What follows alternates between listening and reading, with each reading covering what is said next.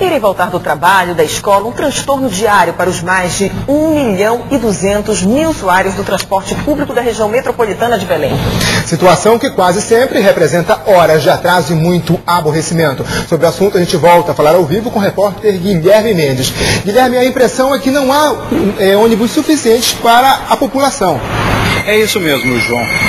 O resultado disso são paradas lotadas, carros também superlotados. Quem mostra essa situação pra gente são os repórteres Juraci Rabelo e a Carla Albuquerque, que passaram ontem em várias paradas, mostraram o transtorno que os passageiros enfrentam e também entraram dentro dos ônibus. Vamos ver a reportagem.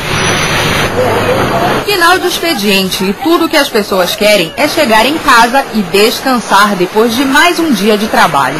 Deveria ser um momento de tranquilidade, mas não para quem depende do transporte público. Aqui na nossa primeira parada, na Avenida Almirante Barroso, encontrei a professora Socorro, que já está esperando ônibus há mais de 40 minutos. Socorro, cansada, trabalhou o dia inteiro, ainda tem que esperar. Temos que esperar. O meu ônibus, ele é único, é o Cidade Nova 8, é o único que vem para o centro. Então, seja nesse horário da agora, de 7 horas, 8 horas, tanto da manhã, o ônibus é lotado. 25 minutos depois, enfim, o ônibus que faz a linha Cidade Nova 8 apareceu. E como já era previsto, lotado.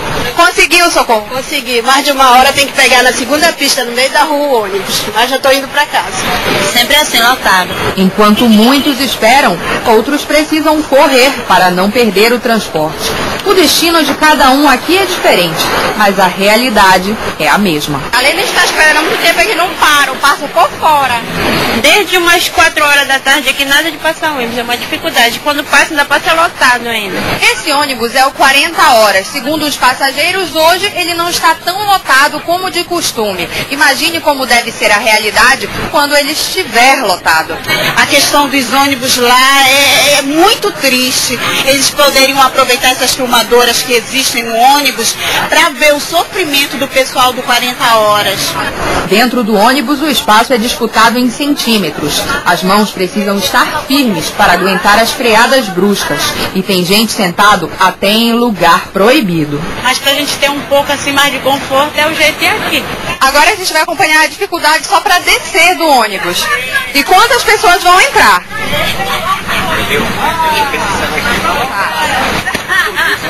Esperaram muito tempo aí? Mais ou menos.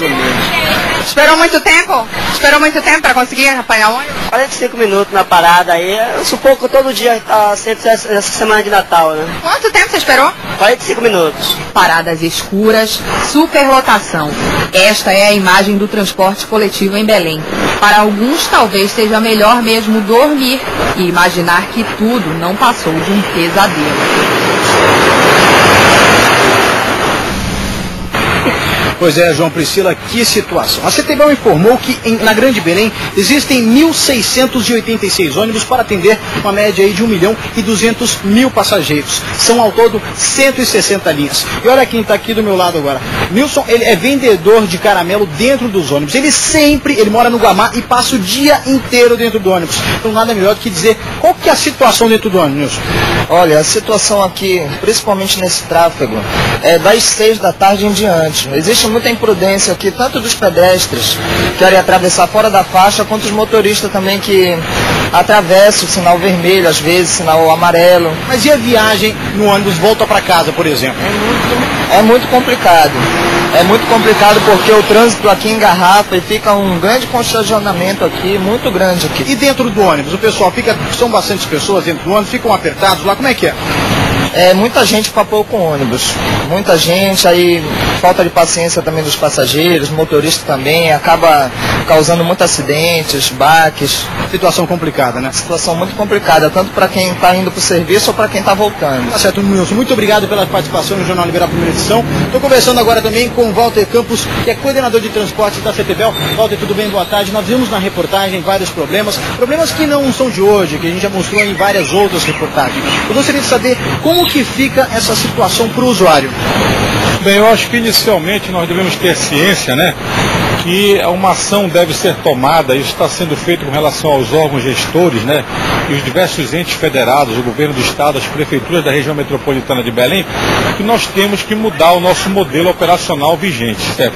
Então, um modelo convencional, como foi colocado aí no exemplo da reportagem, você tem linhas que vêm lá do Rio 40 Horas, da Cidade Nova até a área central de Belém.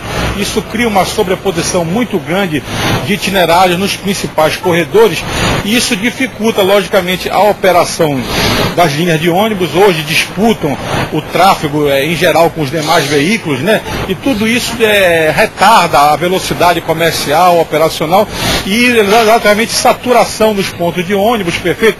Apesar do tratamento que é dado de seletivamento em diversos locais, mas isso tem que mudar o modelo para que nós tenhamos exatamente uma operação mais ordenada e com melhores condições para os operadores, para todos os agentes. Walter, tem que mudar. Observar aqui, a gente tem um ônibus aqui, Jairo, por favor, a gente pode ver que tem muitas pessoas que viajam em pé, são pessoas que em situação desconfortável, que não tem uma condição você ir e voltar todo dia para casa dessa forma. É um pouco complicado, não é, Walter?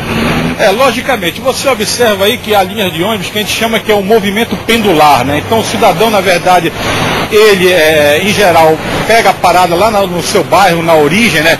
Bairros cujo tempo de viagem, no deslocamento em um sentido, levam mais de 120 minutos, de 90 minutos, então isso ocorre uma saturação dos coletivos, né? Exatamente essa superlotação em determinados horários. Então, isso são medidas que só a engenharia de transporte não vai resolver, apesar no sentido de que você tem procurado ofertar uma quantidade de ônibus que seja adequada à demanda que o está solicitando. Mas há medidas também de planejamento urbano, de centralizações, etc., que devem estar associadas à medida do planejamento do transporte urbano e metropolitano. Boa tarde, Walter. Mas não é a CETEBEL mesmo que autoriza essas linhas de ônibus? Não é ela que regulamenta isso?